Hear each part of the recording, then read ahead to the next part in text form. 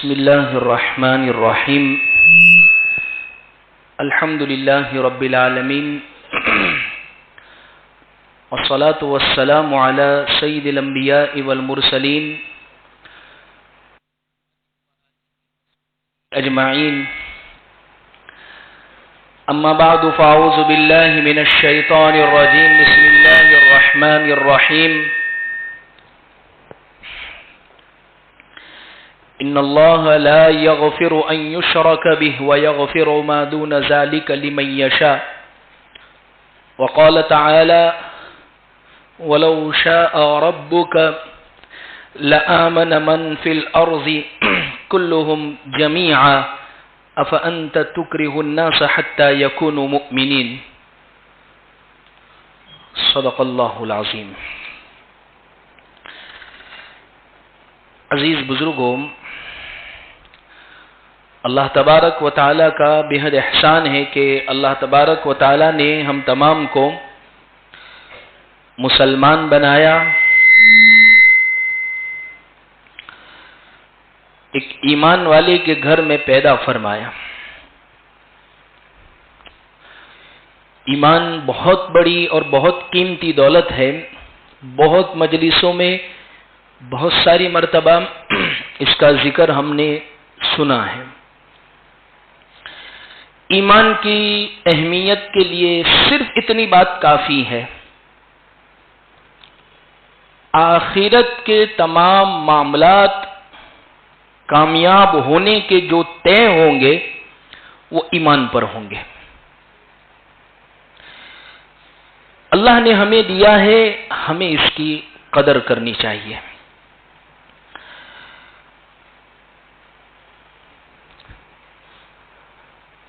دراصل جس عنوان اور جس موضوع پر میں گفتگو کرنا چاہتا ہوں وہ یہ ہے کہ ملک ہندوستان میں جو ہم رہتے ہیں،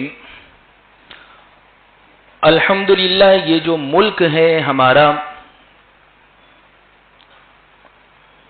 بہت ساری تہذیبوں اور بہت سارے کلچر اور مذہبوں کا یہ ملک ہے، جس کو گنگا جمنی تہذیب ہم کہتے ہیں، جس میں بھائی چارہ ہے، محبت ہے، ایک دوسرے کا ادب ہے، احترام ہے. ہر ایک مذہب کو یہی تعلیم دی گئی ہے، اس لیے کہ جہاں اس ملک کی آزادی کے اندر شیخ الہند اور شیخ الاسلام اکابرین موجود ہیں، وہیں پر دوسرے مذہب کے رہنما بھی موجود ہیں. جہاں پر اس ملک کا وزیر اعظم پہلا وہ غیر مسلم یعنی ہندو ہوتا ہے، تو وہیں پر سب سے پہلے وزیر تعلیم وہ ایک مسلمان حضرت مولانا ابوالکلام آزاد ہوتے ہیں. یہ تہذیب ہے اس ملک کی.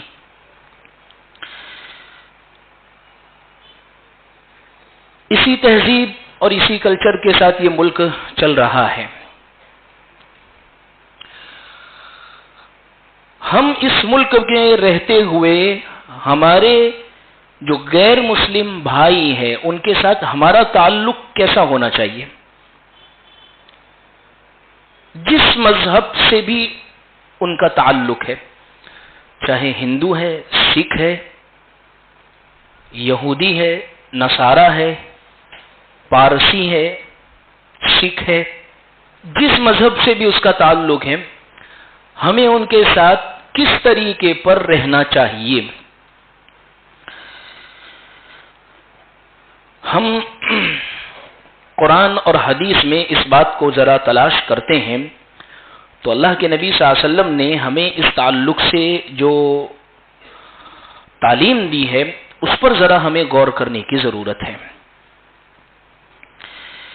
دیکھیے، ہمارے ہر ایک سے جو تعلقات ہیں وہ چند طرح کے ہوتے ہیں. ایک ہوتا ہے مذہبی تعلق، ایک ہوتا ہے سماجی تعلق معاشرتی، ایک ہوتا ہے مالی معاملات والے تعلق،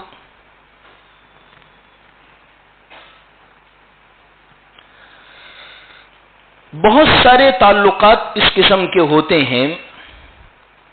ان تمام تعلقات کے ساتھ ہمیں کس طریقے پر غیر مسلم کے ساتھ رہنا ہے.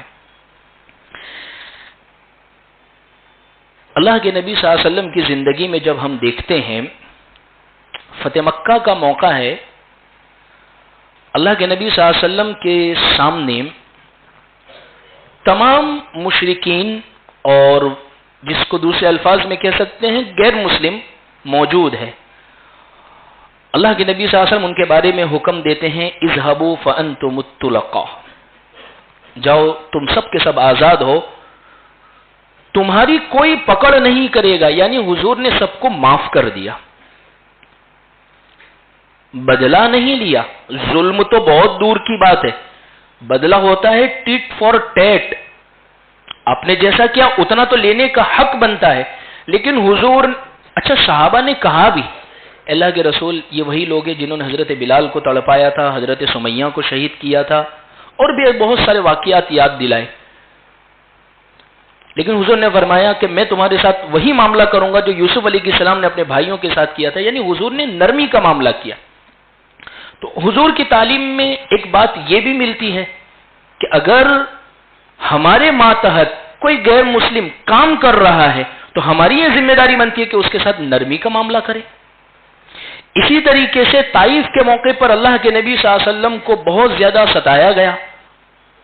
حضرت جبرائیل علیہ السلام فرشتے کو لے کر ساتھ میں آ گئے اور فرمانے لگے، حضور یہ پہاڑوں کے فرشتے ہیں، اگر آپ چاہیں تو اس بستی کو ملا کر ختم کر دے. حضور نے فرمایا کہ اگر یہ نہیں ایمان لائے تو مجھے امید ہے کہ ان کی نسلوں میں ضرور مومن پیدا ہوں گے. اور ایسا ہی ہوا. یعنی حضور نے وہاں بھی جہاں آپ کو غلبہ حاصل تھا وہاں بھی نرمی، اور جہاں آپ مغلوب تھے یعنی بددعا دینے کی طاقت رکھتے تھے وہاں بھی اللہ کے نبی صلی اللہ علیہ وسلم نے نرمی کا معاملہ کیا. اسی طریقے سے غزوہ خندق کا ایک موقع ہے جہاں پورا برابری کا معاملہ ہے، جہاں نہ غلبہ ہے نہ مغلوب ہے، نہ جیتے ہوئے ہیں نہ ہارے ہوئے ہیں، برابری کا معاملہ ہے. ایک فوجی سامنے والوں میں سے خندق پوت کر یہاں آ گیا، حضرت علی رضی اللہ عنہ کے ہاتھوں وہ مارا گیا. غیر مسلموں نے، سامنے جو لوگ موجود تھے، ان لوگوں نے اللہ کے نبی صلی اللہ علیہ وسلم سے کہا کہ ان کی جو لاش ہے وہ ہمیں دے دیجئے. صحابہ کی رائے یہ تھی کہ، اور ایسا ہوتا بھی تھا اس زمانے کے اندر، کہ پیسے لے کر، درہم لے کر وہ لاش کو حوالی کیا جاوے. لیکن اللہ کے نبی صلی اللہ علیہ وسلم نے صحابہ سے فرما دیا ایسے ہی ان کی لاش کو واپس کر دو، کوئی بھی اس کے بدلے میں 1 روپیہ نہیں لے گا. یہ برابری کا معاملہ. حضرت عمر رضی اللہ عنہ کے دور میں حضرت عمر کا نام آتا ہے تو ہمارے ذہن میں جو پکچر کریٹ ہوتا ہے، جلالی، غصے والے، اصول کے پابند، ذرہ برابر بھی لچک برداشت نہیں. حضرت عمر کا دور ہے، دور خلافت، شاندار دور ہے. ایک شخص بوڑھا نصرانی وہ محلے کے اندر، رستوں کے اندر بھیک مانگ رہا ہے. حضرت عمر نے دیکھا تو حضرت عمر کو رحم آ گیا اور حضرت عمر نے فرمایا کہ آپ آج کے بعد آپ یہ کام نہیں کریں گے، اور بیت المال سے ان کا وظیفہ بندھوا دیا حضرت عمر نے. یہ ہے غیر مسلموں کے ساتھ صحابہ کے اور اللہ کے نبی صلی اللہ علیہ وسلم کے تعلقات. اس سے آگے بڑھے، اگر غیر مسلم پڑوسی ہے تو اللہ کے نبی صلی اللہ علیہ وسلم کی حدیث ہے، من کان یؤمن باللہ والیوم الآخر فلا یؤذی جارہ. جو شخص اللہ اور آخرت کے دن پر ایمان رکھتا ہے تو اس کی یہ ذمہ داری بنتی ہے اپنے پڑوسی کو تکلیف نہ دے. حضور نے یہاں یہ نہیں بتایا ہے مسلمان پڑوسی چاہے مسلمان ہے یا غیر مسلم ہے. امی عائشہ رضی اللہ عنہ سے فرمایا حضور نے کہ جب آپ سالن پکائے تو اس کا شوربہ تھوڑا زیادہ کر دیجئے اور اپنے پڑوسی کو پہنچائیے. وہاں یہ بھی نہیں فرمایا حضور نے کہ پڑوسی مسلمان ہونا چاہیے، غیر مسلم بھی اس کے یہاں پر بھی آپ پہنچائیں. اسی طریقے سے حضرت عبداللہ ابن عمر رضی اللہ عنہ کے بارے میں یہ بات ملتی ہے کہ ایک مرتبہ ایک بکری ذبح کی، اور اس بکری کے ذبح کرنے کے کچھ گوشت کے ٹکڑے حضرت عبداللہ ابن عمر نے فرمایا کہ فلاں جو شخص ہے اس کو دیا. تو کسی نے کہا وہ تو یہودی ہے. کہا کہ وہ ہمارا پڑوسی نہیں ہے. اور حضرت عبداللہ ابن عمر نے ان کے یہاں پر گوشت پہنچایا. اسی لیے بہت سارے لوگ بقرعید کے موقع پر ہم سے مسئلہ پوچھتے ہیں کہ کیا ہم غیر مسلم کے یہاں پر بقرعید کا گوشت دے سکتے ہیں؟ دے سکتے ہیں. ٹھیک، آگے چلیں. سماجی زندگی آپ دیکھیں، معاشرت میں جو رہتے ہیں اس تعلق سے آپ دیکھیں، اللہ کے نبی صلی اللہ علیہ وسلم نے غیر مسلموں کو ہدیہ بھی دیا ہے، تحفہ بھی دیا ہے، گفٹ بھی پہنچائے. ان کی طرف سے جو گفٹ اور تحفے آئے ہیں ان کو بھی قبول کیے ہیں. کسرا ایران کا جو بادشاہ ہے، اللہ کے نبی صلی اللہ علیہ وسلم کو اس نے تحفے پہنچائے، حضور نے اس کو قبول کیا. اسی طریقے سے اللہ کے نبی صلی اللہ علیہ وسلم نے بھی غیر مسلموں کے یہاں پر ہدیے اور تحفے پہنچائے ہیں. ایک مرتبہ مدینہ کے اندر ایک لڑکا جو تھا وہ بیمار ہو گیا، اور وہ تھا یہودی. اللہ کے رسول صلی اللہ علیہ وسلم اس کی عیادت کے لیے تشریف لے گئے. اس سے معلوم یہ ہوتی ہے کہ اگر ہمارا کوئی غیر مسلم دوست، غیر مسلم کاروباری تعلق، معاملات جس سے یا ہمارے یہاں پر کام کرتا ہے یا ہم اس کے یہاں پر، اگر وہ بیمار ہے تو اس کی عیادت کی جاوے گی. اس سے آگے چلے، حتیٰ کہ غیر مسلموں پر خرچ بھی اللہ کے نبی صلی اللہ علیہ وسلم نے فرمایا ہے. اسی طریقے سے اللہ کے نبی صلی اللہ علیہ وسلم ایک مرتبہ راستے سے گزر رہے تھے اور آپ کو پانی پینے کی ضرورت پڑی. ایک یہودی شخص نے اللہ کے نبی صلی اللہ علیہ وسلم کو پانی دیا. اللہ کے نبی نے اس کو بہت دعا دی. تو غیر مسلم کو دعا بھی دی جائے گی. اچھا، اللہ کے نبی صلی اللہ علیہ وسلم کی دعا کا اثر یہ ہوا اس کی پوری زندگی میں کبھی بھی بال سفید نہیں ہوئے، پوری زندگی بڑھاپے تک بھی اس کے بال کالے رہے. آگے بڑھے اور بات سنیں، حتیٰ کہ اللہ کے نبی صلی اللہ علیہ وسلم نے غیر مسلم کو مسجد نبوی کے اندر ٹھہرایا. ایک غیر مسلم کا جنازہ یہودی کا آپ کے سامنے سے گزرا، اللہ کے نبی صلی اللہ علیہ وسلم کھڑے ہو گئے. صحابہ نے پوچھا بھی تو اللہ کے نبی صلی اللہ علیہ وسلم نے فرمایا کہ ان فیہ نفس، کیا اس میں جان نہیں ہے؟ وہ انسان نہیں ہے؟ اس کا ادب احترام ضروری نہیں ہے؟ کہنے کا ماحصل یہ ہے عزیز بزرگوں، اللہ کے نبی صلی اللہ علیہ وسلم نے کاروباری تعلقات بھی کیے ہیں، سماجی رواداری بھی رکھی ہے، ہدیے کا لین دین بھی کیا ہے، اسی طریقے سے ان کی دعوتیں بھی کی ہیں، حتیٰ کہ تعزیت بھی کی ہے کہ اگر وہ دنیا سے چلا گیا ہے تو اس کے گھر والوں کی تعزیت، اس کو تسلی کے بول اللہ کے نبی صلی اللہ علیہ وسلم نے کہے ہیں. یہ ہے مذہب اسلام کی تعلیمات غیر مسلموں کے تعلق سے. مجھے یہ پوری 15 منٹ کی تمہید کے بعد اصل بات جو ذکر کرنی ہے وہ یہ ہے، غیر مسلم کے ساتھ تمام قسم کے تعلقات رکھے جائیں گے، لیکن مذہبی معاملات میں جہاں بات آئے گی، مذہب کے جو معاملات ہیں، عقائد کے جو معاملات ہیں، قرآن اس کی اجازت نہیں دیتا ہے، حدیث اس کی اجازت نہیں دیتی ہے. مشرکین مکہ اللہ کے نبی صلی اللہ علیہ وسلم کی خدمت میں آئے اور کہنے لگے، قرآن اس کو یوں کہہ رہا ہے، قل یا ایھا الکافرون لا اعبد ما تعبدون ولا انتم عابدون ما اعبد ولا انا عابد ما عبدتم ولا انتم عابدون ما اعبد لکم دینکم ولی دین. کہا کہ اللہ کے رسول اے محمد، اگر آپ ہمارے معبودوں کی 1 سال عبادت کر لے، ہم بھی آپ کے معبودوں کی 1 سال عبادت کریں گے. اللہ کے نبی صلی اللہ علیہ وسلم اس پر راضی نہیں ہوئے. مذہب کے معاملات کے اندر ذرہ برابر لچک اللہ کے نبی صلی اللہ علیہ وسلم نے برداشت نہیں کی ہے، اور قرآن کی صورت اس کے اوپر اللہ نے اتار دی. آپ کہہ دیجئے اے وہ لوگ جو کافر ہے. دیکھیے ایک بات سمجھے، بہت سارے لوگ یوں سمجھتے ہیں کہ اگر ہم غیر مسلم کو کافر بولتے ہیں تو یہ گالی ہے. یہ گالی نہیں ہے. کافر کا بھائی مسلم کا مطلب ہوتا ہے ماننے والا، اس کا ورودھارتی شبد کافر ہوتا ہے.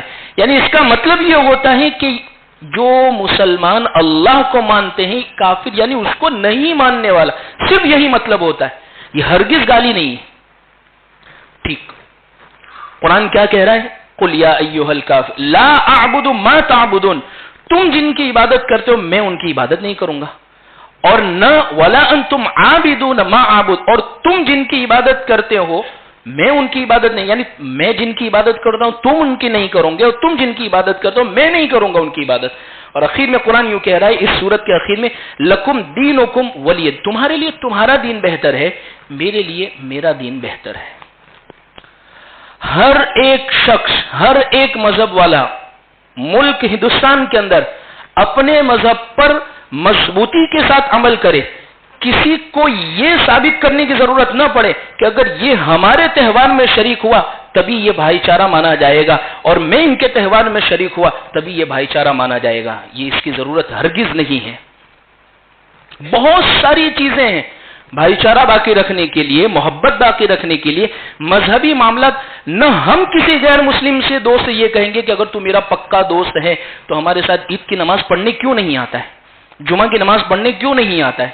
نہیں، ہم اس کی دوستی پر شک نہیں کریں گے، وہ اپنے مذہب پر پابندی کے ساتھ عمل کرے، لیکن ساتھ میں پھر ہماری بھی یہ ذمہ داری بنتی ہے کہ ہمیں بھی پھر یہ ثابت کرنے کی ضرورت نہ پڑے کہ ہم ان کے مذہبی تہوار میں شریک ہوں گے تبھی ہم پکے سچے ان کے دوست، ان سے تعلق رکھنے والے، ان کے معاملات میں شریک ہونے والے سمجھے جائیں گے۔ قرآن کیا کہہ رہا ہے؟ ان اللہ لا یغفر ان یشرک بہ ویغفر ما دون ذلک لمن یشاء، اللہ چاہیں گے تو سب گناہ کو معاف کر دیں گے آخرت میں، لیکن شرک کی معافی اللہ نہیں فرمائیں گے۔ اور بہت سارے وہ تہوار جو غیر مسلم بھائیوں کے ہیں وہ شرک کے اوپر مبنی ہے، ان کی بنیاد شرک کے اوپر ہے، اور مسلمانوں سے شرک کیسے ہو سکتا ہے؟ ایک مومن سے، ایک ایمان والے سے شرک کیسے ہو سکتا ہے؟ اس لیے کہ اگر شرک ہی ہو گیا تو پھر کجا ماند مسلمانی، چون کفر برخیزت از کعبہ، یعنی جب کعبے سے ہی کفر اٹھنے لگ جاوے، مسلمان ہی کفری اعمال کرنے والے بن جاوے، تو پھر مسلمانی باقی کہاں رہے گی؟ یہاں پر مجھے بہت مناسب معلوم ہوا کہ یہ جواب میں آپ کے سامنے نوٹ کروں۔ ہندوستان کے وزیر اعظم سے انڈیا ٹی وی پر جب پوچھا گیا کہ آپ نے، جیسے گجرات کے ایک صوفی نے ان کو ایک ٹوپی پیش کی تھی، تو اس موقع پر ان کے جو الفاظ تھے، ہر مسلمان کو بھی یہ یاد رکھنے کی ضرورت ہے، ان کے الفاظ میں جو تھے وہ آپ کو سناؤں۔ میرا کام ہے تمام سمپردائی کا سمان کرنا، میری پرمپرا کو مجھے سویکار کرنا، میں میری پرمپرا لے کر جیتا ہوں اور ہر ایک کی پرمپرا کا سمان کرتا ہوں۔ یہ ہماری بھی ذمہ داری بن جائے، تمام مذہب کا ادب اور احترام ہم بھی کریں گے، لیکن کوئی مجھے اپنے مذہب پر عمل کرنے کے لیے فورس کر لے، یہ مسلمان سے نہیں ہو سکتا ہے۔ یہ تمام بات پیش کرنے کی ضرورت اس لیے پیش آئی کہ آج سے 3 دن قبل مغرب کی نماز کے بعد میں اپنے حجرے میں تھا، کسی صاحب خیر کا فون آیا میرے اوپر، بہت اپنے درد کے اظہار فرما رہے تھے کہ مفتی صاحب ایسا معلوم ہوتا ہے کہ دیوالی یہ مسلمانوں کا تہوار ہے، سی جی روڈ پر پورا آپ اٹھا کر دیکھ لیجئے، ریور فرنٹ کا پورا چکر لگا لیجئے، داڑھی، ٹوپی، برقعے، کرتا پاجامے والے آپ کو نظر آئیں گے جو اس پورے کے اندر مکمل طور پر شریک ہیں۔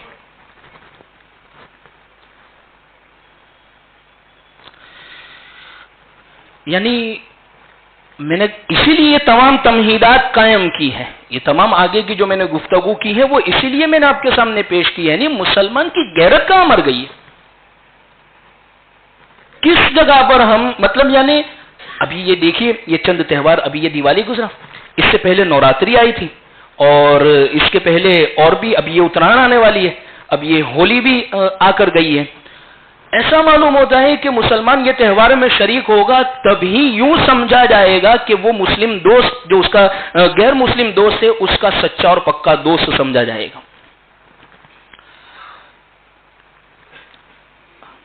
اس لیے میں نے ابھی آپ کے سامنے جو قرآن کی آیت، بہت ساری وہ چیزیں ہیں جو اسلام کے نظریے اور عقیدے کے خلاف ہے، اسلام ان چیزوں کی اجازت ہرگز نہیں دیتا ہے۔ بعض مرتبہ تو ایمان سینے سے نکل جاتا ہے، کچھ اعمال وہ ہیں، کچھ چیزیں وہ ہیں کہ جن کے کرنے کے نتیجے کے اندر انسان کا ایمان نکل جاتا ہے۔ لیکن عجیب حال ہے مسلم قوم کا کہ نوراتری کا تہوار آتا ہے تو اس میں مسلمان بچوں کو اگر اسکول کے فنکشن میں یہ کہا گیا ہے کہ آپ کو مخصوص لباس، ڈریس، چڑیا چولی اور اس کے بعد گربا اور لکڑی جو ہے وہ لے کر آنا ہے، تو مسلمان بالکل اس کے لیے تیار ہیں. ایک کلچرل پروگرام ہے تو ہم نے نہیں دیکھا. ایک اسکول کے اندر بھی تو نماز کلچرل پروگرام کے تعلق سے ہو رہی تھی. بات دراصل میں بس یہ آپ کو سمجھانا چاہتا ہوں، ہر مذہب کا ہم احترام کریں، لیکن اپنے مذہب اسلام کے اندر اگر کوئی نقص اور کمی ہو رہی ہے کہ جس سے مذہب پر آنچ آ رہی تو وہاں پھر تھوڑا سا توقف کرے اور تھوڑا سا رک جائیں. ورنہ جس موقع پر یہ صورت نازل ہو رہی ہے قل یا ایھا الکافرون، اس وقت تو اللہ کے نبی صلی اللہ علیہ وسلم کو تو تعداد کی بہت ضرورت تھی کہ کم سے کم تھوڑی دیر کے لیے ان کی بات مان لی جاوے تو کافی تعداد مل جائے گی. لیکن جہاں شرک کی، مذہب کی بات، وہاں اللہ کے نبی صلی اللہ علیہ وسلم نے ذرا ان چیزوں کو برداشت نہیں کیا. ابھی یہ جو میچ چل رہا ہے، ورلڈ کپ چل رہا ہے، محمد شامی کا پرفارمنس بہت شاندار رہا. کسی گروپ کے اندر یہ تذکرہ ہو رہا تھا کہ محمد شامی نے مسلمان ہے اور اچھا پرفارمنس کیا ہے. تو پھر کسی نے نیچے یہ بات لکھی گروپ کے اندر کہ سب بات ٹھیک ہے، لیکن انہوں نے ہیپی دیوالی اور اس قسم کے پوسٹر وغیرہ سے یہ نہیں کرنا چاہیے تھا مذہب اسلام. میں یہ کہتا ہوں وہ تو بہت اونچے لیول کے، انٹرنیشنل لیول کا وہ تو آدمی ہے، اس کا معاملات اس کے تعلق سے. لیکن بعض ایسے لوگ جن کو 10-15 لوگ جانتے ہیں، پھر بھی ان کے اسٹیٹس یہ لگے ہوئے ہیں کہ ہیپی دیوالی اور فلاں اور یہ مذہبی رواداری باقی رکھنے کے لیے. کیا ضرورت ہے؟ اگر حقیقت میں ہمدردی ہے، محبت ہے، میں یہ کہتا ہوں بعض مرتبہ کیا ہوتا ہے کہ انسان کی چھاپ جب اپنے کاروباری اور ویپاری کے سامنے خراب ہوتی ہے تو وہ اس قسم کی وہ چیزیں کرتا ہے. اگر آپ اپنی شناخت اس کے سامنے پہچان اچھی رکھنا چاہتے ہیں، اس سے معاملات صاف رکھیں، جھوٹ نہ بولے، دھوکہ نہ دے، وعدہ خلافی نہ کرے، اس کے ساتھ پورے کاروبار میں اترے، وہ آپ کے ساتھ ہمدردی اور محبت کے ساتھ کھڑا رہے گا. یہ سب معاملات، اس کو دھوکہ بھی دیں گے، جھوٹ بھی بولیں گے، وعدہ خلافی بھی کریں گے، اس کا مال بھی دبا لیں گے، ہر قسم کی چیزیں. اور جب ان قسم کے تہوار آئیں گے تو اس موقع پر سر ہیپی دیوالی، سر فلاں، یہ وہ، کیا ضرورت ہے؟ آپ اس کے ساتھ کاروباری تعلقات میں پورے اتریے. بات دراصل یہ ہے، کسی نے بہت اچھی بات لکھی ہے، میں مضمون پڑھ رہا تھا، بہت اچھی بات پسند آئی. مسلمان کو جب شہرت مل جاتی ہے اور مال آ جاتے ہیں تو عام طور پر مسلمان کمیونسٹ بن جاتے ہیں. جیسے ابھی کرکٹر جو ہے عرفان پٹھان، ان کی بیوی کے ساتھ ایک فوٹو کافی وائرل ہوا تھا، تو اس کے نیچے کسی نے مضمون لکھا ہے کہ جس زمانے کے اندر محمد اظہر الدین کرکٹ کھیلا کرتے تھے، شروع میں جب ان کا ابتدائی دور تھا، پہلے ہی 3 میچ کے اندر سینچری لگا دی، بہت مشہور ہو گئے، پوری دنیا سے کافی ان کو مطلب شہرت ملی، کافی سراہا، بہت تعریفات ان کی گئی. غالباً ساؤتھ افریقہ یا آسٹریلیا کے کسی ٹور پر 1985 کے اندر جا رہے تھے، تو سامان کی جب چیکنگ ہوئی تو اس میں سے کچھ کٹورے نکلے، چمچ نکلے، پیالے نکلے. تو لوگوں نے پوچھا کہ یہ کٹورے چمچ پیالے گھر کے لے کر آپ کہاں جا رہے ہیں؟ کہا جس ملک میں جا رہا ہوں اس ملک کے اندر سور، شراب، گوشت تھالیوں کے اندر پروسے جاتے ہیں، اور میں مسلمان ہوں، میرے لیے یہ چیز جائز نہیں ہے. تو لوگوں نے بہت تعریف کی کہ واقعی اتنی شہرت کے بعد بھی یہ انسان اپنی ثقافت، تہذیب، مذہب، کلچر سے جڑا ہوا ہے. لیکن پھر بعد میں کیا ہوا معاملات؟ شہرت جس طریقے پر بڑھتی چلی گئی، جس طریقے پر شہرت بڑھتی چلی گئی، بیوی کو طلاق دی، اداکارہ سے پھر ہوا، پھر اس کے بعد کئی الزامات ان کے اوپر لگے. خیر، بتلانے کا مقصد یہی ہے، شہرت اور مال جب اللہ دے تو اس کے ساتھ میں اللہ تبارک و تعالی دین کی صحیح سمجھ بھی عطا فرمائے.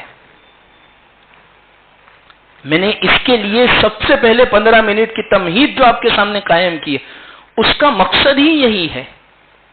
قرآن مجید نے، میں نے جو آیت پڑھی ہے، اللہ قرآن میں فرماتے ہیں وَلَوْ شَاءَ رَبُّكَ لَآمَنَ مَنْ فِي الْأَرْضِ كُلُّهُمْ جَمِيعًا، اگر اللہ چاہتے تو پوری کے پوری زمین، تمام کے تمام کائنات، دنیا میں جتنے بھی لوگ ہیں سب کے سب مومن ہوتے ہیں.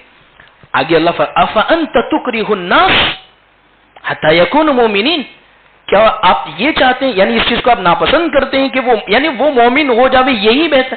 اللہ یہ چاہتے ہیں پوری دنیا کے اندر یہ تمام کے تمام چیزیں ہیں، یہ تمام کے تمام چیزیں موجود، لیکن سب کا ادب و احترام ہونا چاہیے. لیکن ایک مسلمان کی یہ ذمہ داری بنتی ہے کہ وہ اپنے مذہب کے اوپر مکمل عمل کرنے والا ہونا چاہیے. بہت دکھ ہوتا ہے جب اس قسم کی چیزیں سامنے آتی ہیں مسلمانوں کے حوالے سے.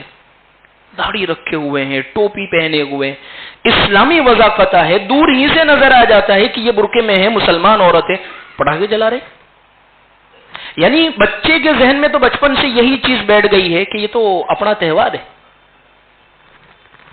یعنی اسلام میں اس کی اجازت ہے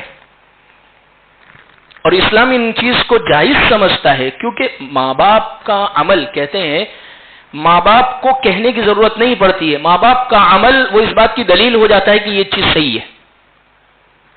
اس لیے کہا جاتا ہے کہ the children always copy their parents.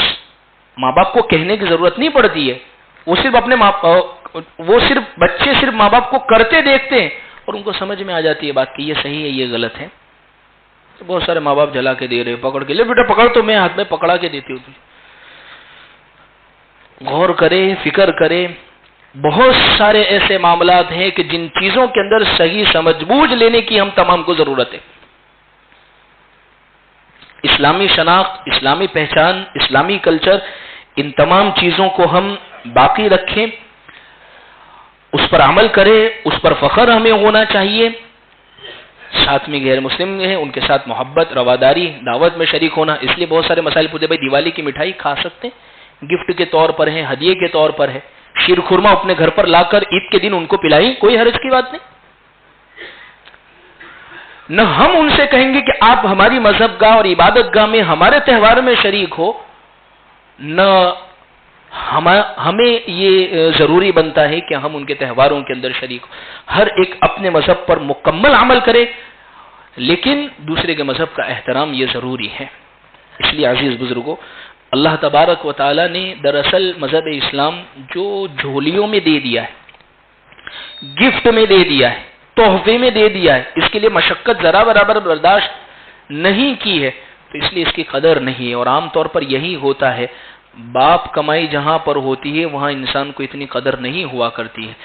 اسلام کے تعلق سے بھی ہمارا معاملہ یہی ہوا ہے کہ بھئی فری میں مل گیا ہے، اس کی اہمیت، اس کے تعلق سے جو قربانیاں، جو جد و جہد اکابرین نے، صحابہ نے دی، وہ ہمارے سامنے نہیں ہے. تو اس لیے ہر چیز کو ہم نے سرسری لے لیا ہے. اللہ سے ہم دعا کرتے ہیں اللہ ہمیں صحیح معنی میں مذہب اسلام کے ساتھ مکمل مرتے دم تک، آخری سانس تک جڑے رہنے کی توفیق عطا فرمائے، تمام مذہب کا احترام کرنے کی توفیق نصیب فرمائے. وآخر دعوانا ان الحمد